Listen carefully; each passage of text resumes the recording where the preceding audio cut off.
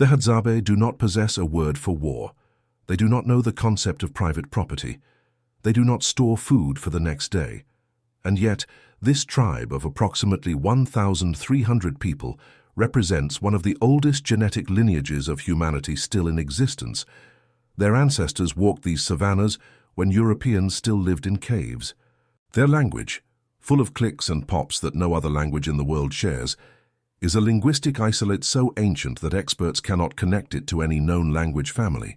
But survival in this apparent paradise exacts a brutal price. Lake Eyasi, which has fed and sustained the Hadzabe for millennia, also houses one of the largest concentrations of Nile crocodiles in East Africa. Reptiles that can exceed 5 meters in length. Predators capable of dragging an adult buffalo into the water. Animals responsible for more human deaths in Africa than lions and leopards combined. If you are passionate about wild animals and real documentaries, do not leave this video. Watch until the end, subscribe now to the channel, and comment from where you are watching. The sun has not yet broken the horizon line when the Hadzabe men begin to move. There are no alarm clocks in this temporary camp made of dry branches and grass. There is no breakfast waiting. In fact, there is absolutely nothing to eat until someone goes out and finds food. This is the reality of 300 to 400 individuals who still live as pure hunter-gatherers, refusing to plant, raise animals, or store anything for the future.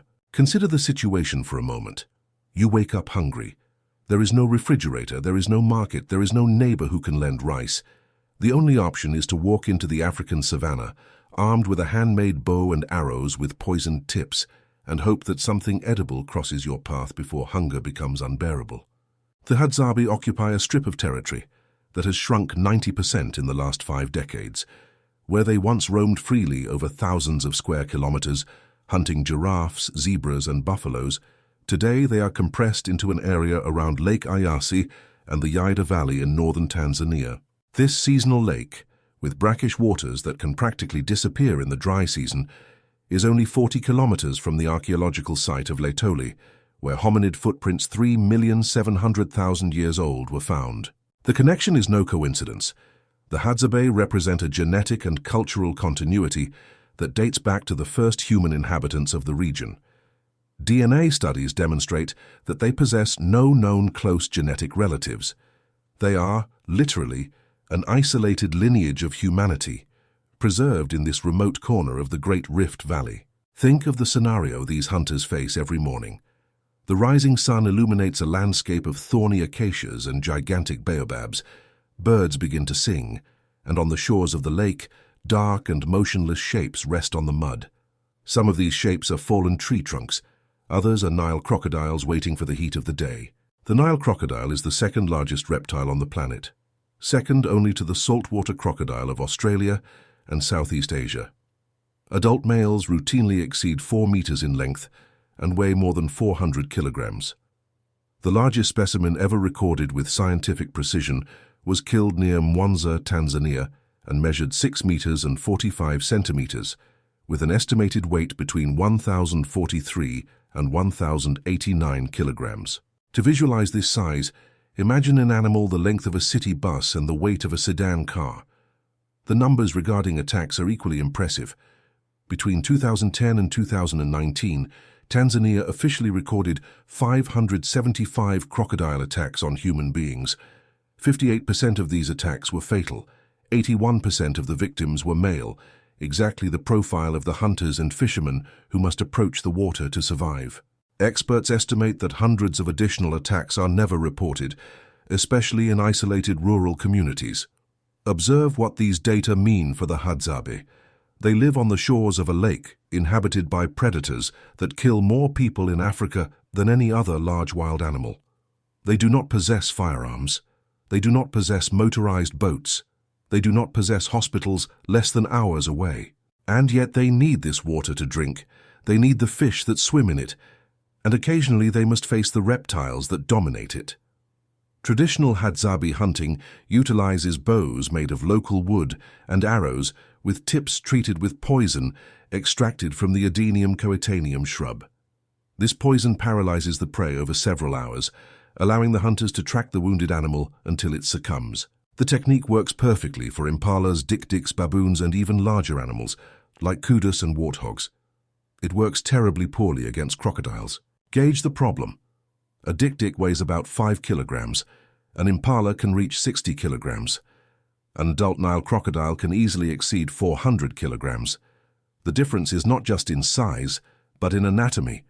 The crocodile's skin is a natural armor composed of bony scales called osteoderms, especially dense on the animal's back.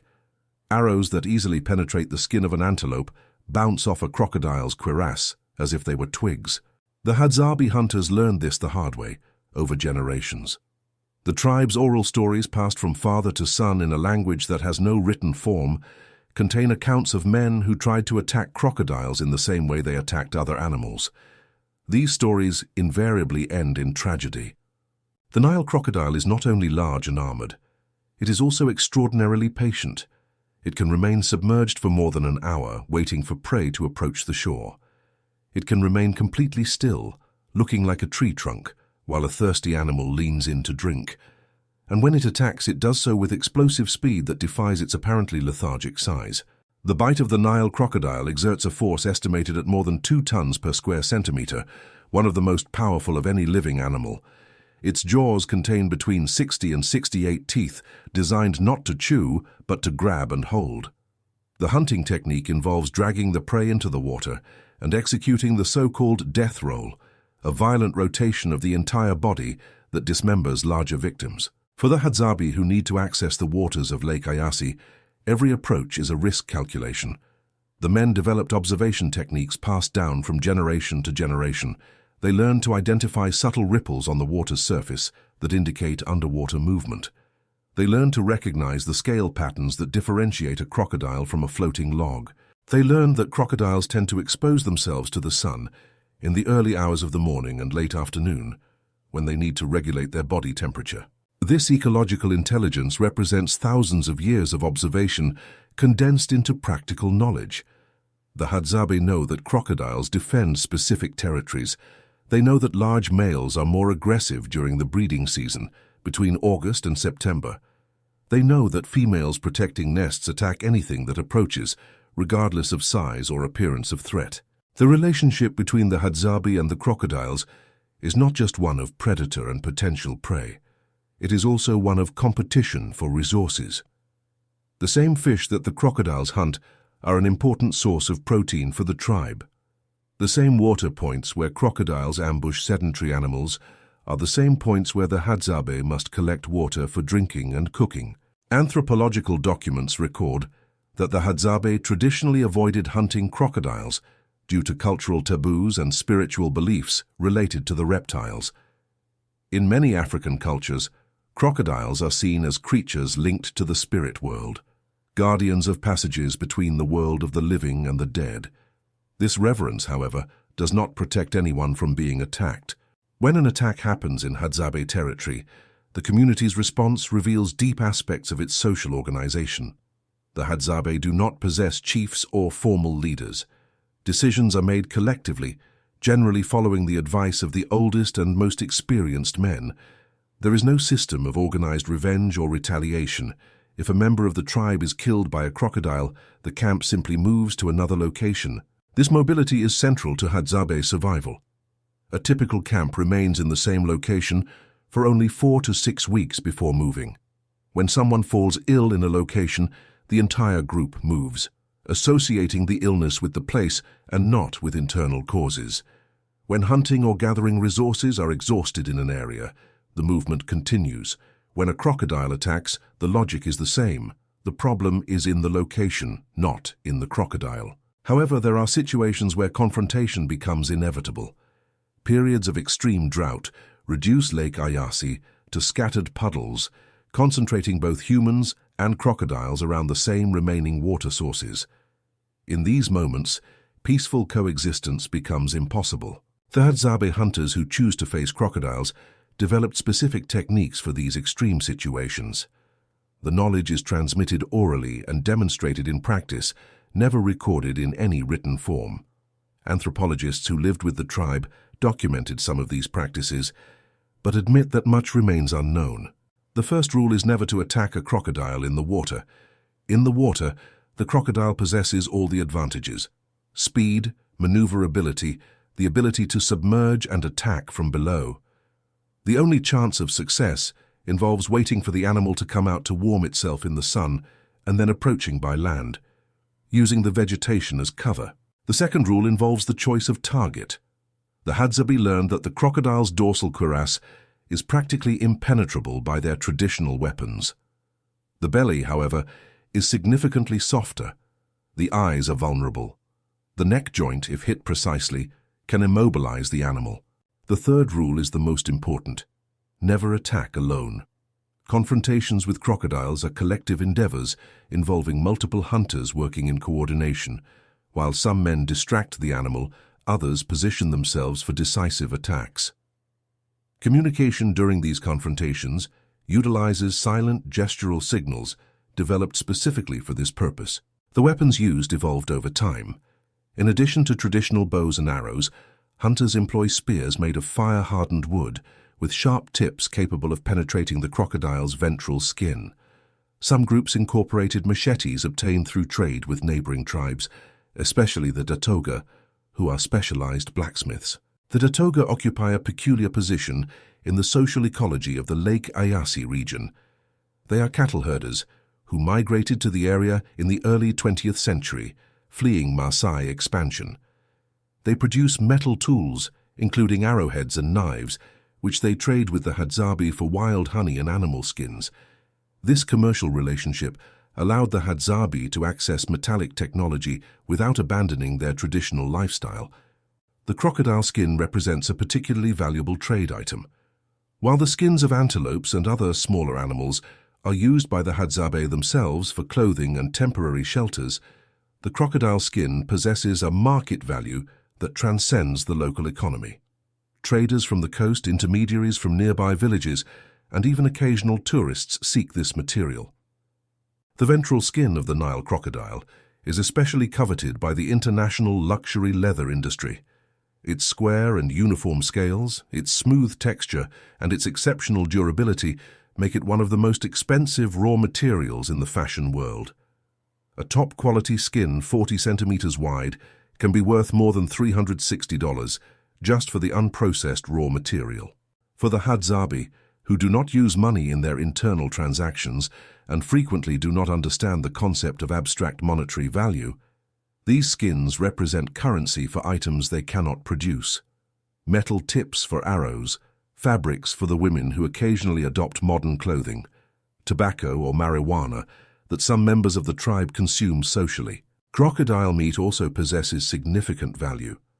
Although the Hadzabe traditionally consume mainly mammals and birds, crocodile meat is appreciated for its high protein content. A single successful hunt can provide enough protein to feed an entire camp of 20 to 30 people for several days. The processing of a slaughtered crocodile follows specific procedures passed down through oral tradition. The animal's fat is carefully separated and used both for cooking and for traditional medicinal purposes. In some African cultures, crocodile fat is considered a remedy for ear infections, lung problems, and even as an antidote for poisonings. The crocodile skull possesses spiritual significance in many traditions of the region. It is frequently kept as a trophy by the hunter who delivers the fatal blow, symbolizing both personal achievement and spiritual protection against future attacks. Individual teeth are drilled and worn as amulets or incorporated into ceremonial necklaces. The complete process from the hunt to the total utilization of the animal can take several days. First, the identification and tracking of a suitable animal. Then, the coordinated approach, which may require hours of silent waiting.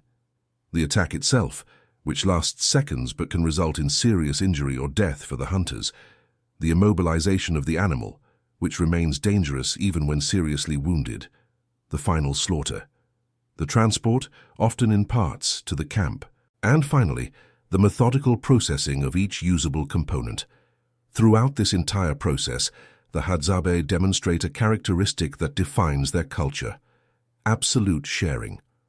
Regardless of who participated in the hunt, the meat is distributed equally among all the families in the camp. The hunter who delivers the fatal blow receives symbolic honors, including the right to consume certain parts of the animal before the others, but does not receive a larger portion of food. This radical egalitarianism extends to practically all aspects of Hadzabe life. There is no accumulation of wealth. There is no hierarchy of power based on possessions. There is no notion that some members of the community deserve more than others. This philosophy may seem utopian to external observers, but it represents a survival strategy evolved over thousands of years in an environment where cooperation is essential. Researchers who studied the Hadzabe document surprisingly low levels of stress and anxiety compared to modern populations. Despite living in an environment where the next meal is never guaranteed, where lethal predators share their territory, and where no formal systems of protection or insurance exist, the Hadzabe demonstrate contentment with their existence. The anthropologist Frank Marlowe, who lived extensively with the tribe, documented that Hadzabe hunters spend only 3 to 4 hours a day on subsistence activities. The rest of the time is dedicated to socialization, rest, and recreational activities. This economy of time represents a dramatic inversion of modern patterns where work frequently consumes most waking hours. The relationship with the crocodiles illustrates this philosophy of life. The Hadzabe do not seek to eliminate the crocodiles from their territory. They do not organize hunting campaigns to reduce the reptile population. They simply adapt their behavior to the realities of coexistence, avoiding high-risk areas when possible, facing danger when necessary, and accepting losses when inevitable. This acceptance does not mean passivity. The Hadzabe are extraordinarily skilled hunters, capable of feats that impress external observers. They can track animals for kilometers based only on footprints and subtle signs on the ground. They can hit moving targets with their apparently primitive handmade bows. They can identify dozens of species of edible and medicinal plants in a landscape that seems homogeneous to untrained eyes. The poison they use on their arrows represents sophisticated pharmacological knowledge. Extracted from the Adenium coetanium shrub and processed through specific cooking techniques, it produces a toxin that paralyzes prey without making the meat toxic for human consumption. The hunters test the potency of the poison by tasting drops of the slaughtered animal's blood. An intense, bitter taste indicates that the paralysis was effective. The Hadzabe women, in turn, master an equally impressive repertoire of knowledge. They are responsible for gathering tubers, wild fruits, baobab seeds, and honey. They can identify more than 200 species of usable plants in their region. They manufacture baskets for transport, prepare the temporary shelters of the camp, and care for the children in a collective rearing system where multiple adults, related or not, participate in the care. The diet resulting from this combination of hunting and gathering is extraordinarily diverse. Nutritional studies demonstrate that the Hadzabe consume more than 100 grams of dietary fiber per day, approximately 10 times more than the typical Western diet. This dietary diversity supports an exceptionally rich gut microbiome, with approximately 40% more bacterial diversity than industrialized populations. Honey occupies a special position in the Hadzabe food hierarchy. When presented with photographs of their main foods, honey, meat, baobab, fruits, and tubers, the Hadzabe invariably classify honey as the most desirable. This preference transcends simple gustatory pleasure. Honey represents a concentrated source of caloric energy in an environment where calories can be scarce. Honey gathering involves its own risks. The Hadzabe extract honey from 7 different species of wild bees, climbing gigantic baobabs that can exceed 30 meters in height. They use smoke to calm the bees and axes to open cavities in the trunks. A fall from such a height is potentially fatal, and multiple stings can cause severe allergic reactions. There is even a bird, the honey guide, that has developed a symbiotic relationship with Hadzabe hunters. The bird locates hives and guides humans to them through characteristic calls. After extraction, the bird feeds on the wax that the humans leave behind. This interspecies cooperation is documented in Hadzabe oral traditions and verified by scientific observers. The contrast between this existence and modern life could not be more pronounced. The Hadzabe do not know obesity. They do not suffer from type 2 diabetes. They do not present the cardiovascular diseases that devastate industrialized populations. Their cancer rates, although difficult to document precisely due to isolation, seem significantly lower than global averages.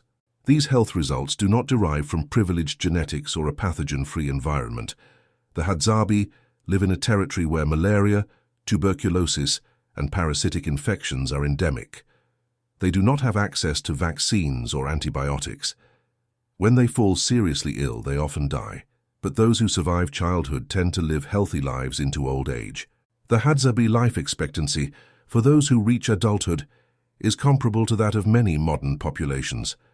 Elders of 70, 80, and even 90 years are found in the camps, still contributing to community life according to their capacities. The knowledge these elders possess about the territory, its resources, and its dangers is irreplaceable. It is these elders who guard the deepest knowledge about the crocodiles. They know which points of the lake are most dangerous in each season. They remember attacks that occurred decades ago and can identify areas where particularly aggressive crocodiles were sighted. Their stories and warnings form a risk map transmitted orally through the generations. The government of Tanzania recognizes the unique situation of the Hadzabe. They are the only group in the country that does not pay taxes. They are the only ones authorized to hunt in the Serengeti, where hunting is prohibited for all others. These concessions represent an implicit recognition that the Hadzabe cannot simply be integrated into modern society without completely destroying their way of life. In 2011, a Hadzabe community of approximately 700 people received formal property titles to more than 20,000 hectares of land. It was the first time in Tanzania's history that a government formally recognized the land rights of a minority tribe. The victory was celebrated by the Hadzabe, but also generated concern about what the formalization of property means for a people who traditionally do not recognize the concept. Contemporary challenges are immense. Datoga herders are expanding their herds into traditional Hadzabe territory, cutting down trees to create pastures and scaring away the wild animals that the hunters depend on. Isanzu farmers are converting brush into cultivation fields, eliminating the wild fruits that the women gather. The region's human population grows while the Hadzabe territory shrinks. Tourism represents a double-edged sword. Western visitors pay to spend a few hours accompanying Hadzabe hunters, generating income that some members of the tribe use to buy modern goods. But the constant presence of foreigners alters the dynamics of the hunts, transforms rituals into performances, and exposes the Hadzabe to diseases for which they have no developed immunity. Some young Hadzabe are abandoning the traditional lifestyle, attracted by the promises of the modern world. They learn Swahili as a second language. They seek jobs in nearby villages. Some convert to Christianity or Islam, abandoning traditional beliefs in Ishoko, the sun, and Hain, the moon. Each departure represents the loss of knowledge that was never recorded in written form. The Hadzabe language is classified as vulnerable by UNESCO. Although most children still learn it, its use is increasingly restricted to the domestic environment. Swahili, the national language of Tanzania, dominates interactions with the outside world. Linguists estimate that the survival of the language depends directly on the continuity of the traditional lifestyle. But as long as the Hadzabe exist, as long as men continue waking before dawn to hunt with bows and arrows, as long as women continue digging tubers with sharpened sticks, as long as camps continue moving every few weeks, the crocodiles of Lake Eyasi will continue to be part of this existential equation. The reptile that existed before the dinosaurs disappeared. The tribe that existed before agriculture was invented. Two survivors of incomprehensibly distant eras coexisting on the shores of a seasonal lake in the heart of East Africa. One represents the pinnacle of predatory evolution. The other represents the persistence of humanity in its oldest known form. When a Hadzabe hunter approaches the waters of Lake Eyasi at dawn, he carries with him 50,000 years of accumulated knowledge. He knows exactly where to step, how to move, what to observe. He knows that the motionless crocodile on the shore can explode into movement in a fraction of a second. He knows that his arrows can kill antelopes, but only irritate reptiles. He knows that his ancestors faced these same predators, and that some did not survive to pass on their stories. And even so he approaches, because water is necessary, because fish are food, because sometimes when circumstances demand, even the predator becomes prey. This is the reality of survival in a world without supermarkets, without firearms, without the protections that modern civilization considers basic. The Hadzabe call this simply life. The Nile crocodile survived 5 mass extinctions that eliminated most of the planet's species. The Hadzabe survived all the transformations that converted hunter-gatherers into farmers, farmers into industrials, industrials into digitals. Both persist as witnesses to eras that the rest of the world has forgotten. On the shores of Lake Ayasi, this story continues every dawn. The men go out to hunt, the crocodiles wait in the water, and somewhere between hunger and danger, between necessity and fear, one of the oldest dances on the planet repeats once more. Without cameras to record, without texts to document, only human bodies, wooden weapons and plant poison, and reptiles that have not changed significantly in 100 million years. Survival in its purest, most brutal, most authentic form. The Hadzabe do not need documentaries to validate their existence. They do not need scientific studies to justify their way of life. They do not need the modern world to discover, admire, or protect them. They need only what they have always needed: territory to roam, animals to hunt, plants to gather, and the wisdom to survive in an environment that does not forgive mistakes. This wisdom includes knowing when to face a crocodile and when simply to walk away. It includes recognizing that some battles are not worth it, that some deaths are inevitable, that the survival of the group matters more than individual glory. It includes accepting reality as it is, not as we would like it to be. And perhaps that is what the Hadzabe have to teach a world that has lost this connection with the basic reality of existence. That food does not come from shelves, it comes from effort and risk. That danger cannot be completely eliminated, only managed. That life is not a guarantee, it is a constant negotiation with forces that do not care about our desires or expectations. In the depths of Lake Ayasi, crocodiles that could have seen the first humans arrive in the region continue waiting. On the shores, a tribe that represents the most direct connection to those first humans continues living as it always has. And between them, a dance of death and survival that began before written history existed continues day after day, generation after generation. Without a predictable end, without a definitive resolution. Only the continuity of an existence that most of humanity abandoned millennia ago, but that a few still keep alive on the shores of a seasonal lake under the African sun, in the constant presence of ancestral predators that know neither mercy nor compromise. This is the life of the Hadzabe. This is brutal survival. This is what it means to be human in the oldest way that still exists on the planet.